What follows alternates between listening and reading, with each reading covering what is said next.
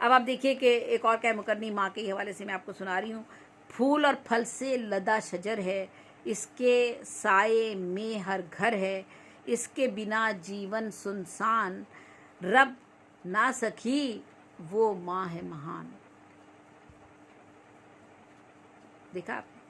तो फल और फूल से लदा शजर है, यानी वो जो माँ तो ऐसी है, फल और फूलों से लदी हुई होती है, और उसका साया हर घर में होता है। वो उसका वो माँ है तो उसके साए से पूरे घर जो है वो फैज़याब होता है, उसके साए से, माँ के साए से।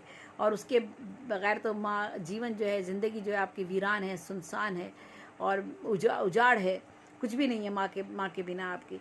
तो वो उसने कहा कि ज़ाहिर तो ये लग रहा है जैसे आप रब की बात कर रहे हैं, क्योंकि अल्लाह अगर हर घर में है तो आप शायद यही तसव्वुर जा रहा होता है आपका। लेकिन हम चूँकि शजर की बात कर रहे हैं और फल और फूल से लदे हुए शजर की बात कर रहे हैं, तो हम एक इंसान की, एक हस्ती के लिए तो ऐसी बात कर सकते हैं, रब के लिए ऐसी बात हम नहीं कर सकते। रब की तो ज़ात बहुत ही बुलंद वाला है, तो रब का जिक्र नहीं है। इशारा लगता है, महसूस होता है कि शायद उसका जिक्र हो रहा हो, लेकिन आखिर में उसने कहा रब ना सकी वो माँ है महान।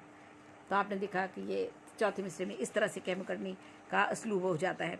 एक और मैं सुनाती हूँ। इसकी वसअत और इसकी गहराई जिसने देखी उसको भाई, इसके शीरी बयान में सारे जन्ना उर्दू ज़बान है प्यारे। अच्छा जी। इसकी वसअत और इसकी गहराई जिसने देखी उसको भाई, इसके शीरी बयान हैं सारे, इसके शीरी बयान हैं सारे, जन ना उर्दू ज़बान है प्यारे। तो आपने देखा कि ये जो कहा गया, 4-3 मिसरे जो आ रहे थे वो किस तरफ इशारा कर रहे थे। उसकी वसअत और इसकी गहराई जिसने देखी उसको भाई, इसके शीरी बयान हैं सारे। शीरी बयान एक औरत का हवाला अगर आप लें तो वो हवाला ये होता है कि बहुत शीरी ज़बां होती है और उसमें बड़ी वसअत, गहराई और हर चीज़ में जो है उसको जो है उसकी लताफ़त और जो है नज़ाकत नज़र आती है एक ख़ातून में। तो उसने जो है वो कहा कि शायद ही किसी खातून का जिक्र कर रहा है। तो जब आखिरी मिसरे पर आया, इशारे तो इस तरह से लग रहे थे जैसे किसी खातून का जिक्र, तो उसने कहा उसने कहा ना उर्दू ज़बान है प्यारे, ये तो उर्दू ज़बान है जो इतनी खूबसूरत है, जिसमें वसअत भी है, गहराई भी है और जो भी इसको देखता है उसको ये भाती है। ये उर्दू ज़बान है जो, क्योंकि हर ज़बान को अपने अंदर जज्ब करने की सलाहियत रखती है उर्दू ज़बान, और इसमें जो है वो ये सलाहियत मौजूद है कि ये लश्करी ज़बान है, हर ज़बान इसके अंदर जगह बना लेती है अपनी। तो ये क्या चीज़ है, ये उर्दू ज़बान का जिक्र हो रहा है, किसी औरत का जिक्र नहीं हो रहा। तो आपने देखा कि किस तरह से इसमें हमने फिर इसलूब को अपने जो है वो एक तरीके से वजाहत की है हमने आपके सामने। एक और आपको कहम करनी अपनी मैं सुनाती हूँ। झुकता है आगे संसार, दुश्मन बन जाते हैं यार, इल्म सखी है, ये इल्म सखी है, नारी सखी वो तो है आला किरदार। झुकता है आगे संसार, दुश्मन बन जाते हैं यार, इल्म सखी है, नारी सखी वो तो है आला किरदार। यानी देखा आपने, आपने शुरू में तो आप दे रहे हैं इस तरह से कि 2 मिसरों में आपने बताया कि वो झुकता है आगे संसार। किसके आगे झुकेगा पूरा संसार? क्या चीज़ है? पूरी दुनिया क्यों झुकेगी? किसके सामने झुकेगी? कोई ना कोई चीज़ तो ऐसी होगी ना। दुश्मन बन जाते हैं यार, और आपके जो है जब आपसे हासिदीन, जब कोई किसी की शख्सियत बहुत अच्छी हो जाती है और उसमें औसाफ ज़्यादा पैदा हो जाते हैं और ख़ामियाँ वो अपने अंदर कम कर लेता है वो शख्स अपनी सलाहियतों की बुनियाद पर, तो फिर उसके दुश्मन बनना शुरू हो जाते हैं कुछ लोग, बेशुमार लोग जो से हासिदीन पैदा हो जाते हैं उसके लिए। तो उसने कहा कि इल्म सखी है या इल्म सखी है, नारी सखी वो तो है आला किरदार।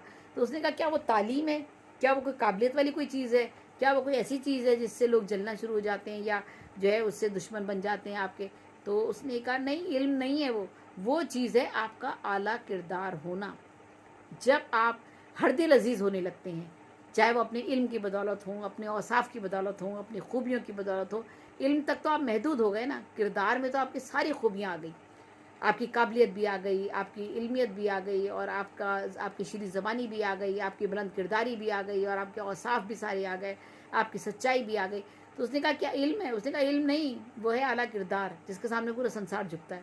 तो आपने देखा इशारे जा रहे थे इल्म की जानिब कि शायद इल्म बहुत बड़ी दौलत है, इल्म की बड़ी अहमियत है, लेकिन जब आपके पास किरदार आला होगा तो आप इल्म भी हासिल करोगे और आप सारे काम भी करोगे। तो आपने देखा कि आखिर में बिल्कुल मिलती जुलती वही कैफियत, वही इशारे जो उस निशानदेही कर रहे थे किसी और चीज़ की, लेकिन चीज़ कोई और निकली। तो ये असलूब आपने देखा किस तरह से कै मुकरनी में बयान किया जा रहा है। एक और कै मुकरनी सुनिए। अंदर खूँ पीता है सबका, रूप सलोना कर दे काला, रहता है अरमानुस में लालच ना ना वो है गुस्सा। अंदर खूँ पीता है सबका, रूप सलोना कर दे काला, रहता है हर मानुस में लालच ना ना वो है गुस्सा। देखा आपने, वही अंदाज है, वही असलूब है, उसी तरीके से अपनाया गया है। शुरू में बयान किया गया कि अंदर ही अंदर आपका खून पी रहा है कौन, और आपका सांवला सलोना साफ सुथरा सा रंगरूप जो है वो काला हो जाता है कौन, और हर इंसान के अंदर होती है वो चीज़, कौन सी चीज़ ऐसी है। तो आपका ध्यान तो पता नहीं कहा जाएगा, लालच, शायद लालच है, लालच जो है वो इंसान को ऐसा कर देता है। तो उसने कहा लालच नहीं, गुस्सा। अगर आपके अंदर गुस्सा है तो वो आपका अंदर ही अंदर आपका खून पीता रहेगा, आपका रंग रूप सब काला काला पड़ जाएगा। और ये गुस्सा हर इंसान के अंदर होता है। तो ये गुस्सा, लालच तो में तो सिर्फ एक चीज़ आ गई ना, यानी आप सिर्फ किसी एक चीज़ की हवस कर रहे हैं, लेकिन गुस्सा तो आपकी हर बुराई को जन्म दे रहा है। गुस्से से आप जो है वो अपनी सारी दुनिया तबाह कर लेते हैं। कई तलाक़ें हो जाती हैं, कई कत्ल हो जाते हैं, कई झगड़े हो जाते हैं, कई भाई भाई का दुश्मन हो जाता है, कई ज़मीनों पे कब्जे हो जाते हैं। तो गुस्सा बड़ी चीज़ है, सिर्फ लालच नहीं। लालच तो फिर भी महदूद है, लेकिन गुस्सा उससे भी ज़्यादा ख़तरनाक है। तो आपने देखा कि 3 मिसरों में हमने वो मैंने उसमें इशारे दिए और फिर चौथे मिसरे में आकर आपको बताया कि गुस्सा क्या चीज़ है। तो ये कै मुकरनी का असलूब उसी तरह से आया कि लालच ना ना वो है गुस्सा। अच्छा, एक और सुनिए कै मुकरनी।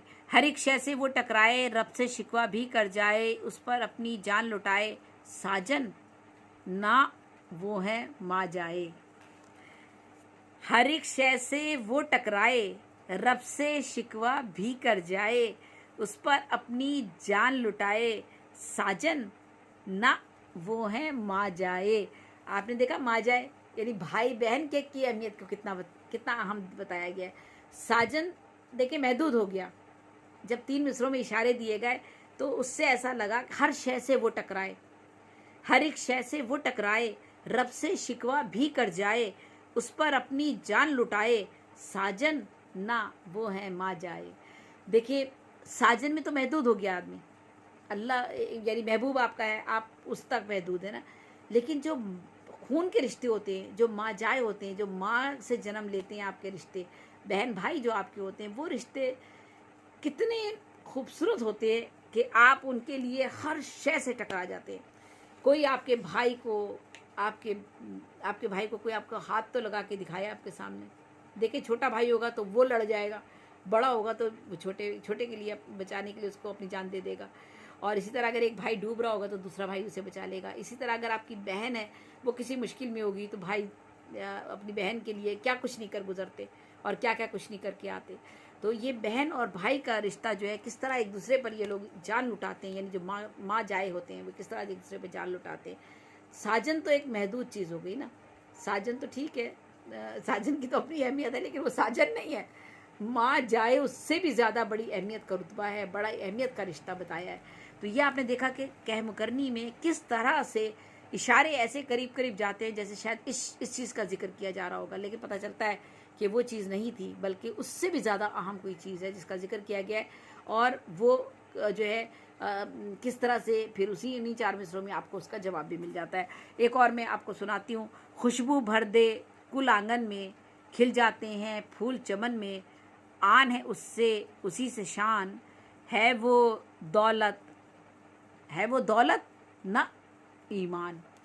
खुशबू भर दे कुल आंगन में, खिल जाते हैं फूल चमन में, आन है उससे शान, है वो दौलत ना ईमान। आपके घर में घर आंगन आपका जो है पूरा का पूरा जो घर है, आपका जो ख़ानदान है, सारी जो घर का आंगन है या आपके जो पूरा ख़ानदान है, उस सब में खुशबू भर देता है, हर एक में खुशबू भर देता है। क्या चीज़? और पूरे आपका जो चमन है यानी गुलिस्तान जो है आपका, जिसमें आप रहते हैं, जो आपका पूरे ख़ानदान की शक्ल में आपका होता है, वो सारा का सारा महकता है और खुशबुओं की तरह रंग बिखेरता है और फूलों की तरह जो है खूबसूरती को उजागर करता है। वो आपका क्या चीज़ है आपकी? क्या वो कोई आन है या कोई शान है जो चीज़ ये सब करती है? नहीं, ना वो आन है ना वो शान है। क्या तो फिर वो दौलत है? तो उसने कहा ना, ईमान। देखा आपने, अगर आपके अंदर ईमान है तो आपका घर खुशबुओं से, आपका ख़ानदान, आपका घर, आपकी ज़ात, आपकी शख्सियत, आपका ख़ानदान, आपकी फैमिली, आपके लोग, आपसे मोहब्बत करने वाले, वो सब के सब जो हैं खुशबुओं से भरे हुए इंसान होंगे। और आपका घर जो है, आपका गुलिस्ता जो है फूलों की तरह चमकता रहेगा। कैसे? क्योंकि आपके पास ईमान होगा। तो ईमान की ताकत की अहमियत बताई गई है, ना कि दौलत की और ना किसी और चीज़ की। आपकी आन और शान भी जो है आपकी, वो आपके ईमान से बरकरार है। तो ये देखिएगा आपने किस तरह से कहब करनियों में ये जिक्र किया जा रहा है। तीन मिसरों में इशारे दिए जाते हैं और फिर चौथे में या तीसरे मिसरे में या चौथे में किसी में भी जो है वो उसका जवाब भी आपको मिल जाता है। इसी तरह मैं और आती हूँ अगली तिरवीनियों की तरफ। जागे मन में सोई उमंग, मन को मोहने वाले ढंग, क्यारी सखी वो दौलत है, न वो हैं जीवन के रंग। जागे मन में सोई उमंग, मन के मोहने वाले ढंग, क्यारी सखी वो दौलत है, न वो हैं जीवन के रंग। देखिए, सोई भी जिंदगी दिल में उमंगें जागने लगती हैं और ऐसे रंग ढंग होते हैं कि आपको आपका दिल लगता है हर चीज़ में, हर काम में, हर शय की तरफ आप लपकते हैं। और क्या है वो? दौलत है। दौलत से ठीक है, हम बहुत सारी चीज़ों को हासिल कर लेते हैं, लेकिन दौलत नहीं है। वो है जीवन के रंग, जिंदगी के रंग। अगर आपके अंदर जिंदगी के रंग मौजूद है, यानी जिंदगी मौजूद है आपके अंदर, तो जिंदगी के तो हजार हा रंग है, हजार हा पहलू हैं, हजार हा अंदाज है जिंदगी के। तो कहा कि वो दौलत नहीं है, वो जीवन के रंग है। जागे मन में सोई उमंग, मन को मोहने वाले ढंग, मन को मोहने वाले ढंग, क्यारी सखी वो दौलत है, न वो है जीवन के रंग। तो ये जीवन के रंग हैं जो हमें अपनी तरफ मतवज्जो करते हैं, हमारे दिल को लुभाते हैं और हमारे मन में सोई हुई उमंगें जो हैं उनको जगाते हैं, हमारे मुर्दा दिली को जो जिंदा दिली में बदल देते हैं। वो ज़िंदगी के रंग हैं। तो ये आपने देखा कि ये मैंने कैम करनी में आपको ये बताया। अभी मैं मज़ीद एक दो पूरी कैम करनियाँ और आपको सुनाती हूँ।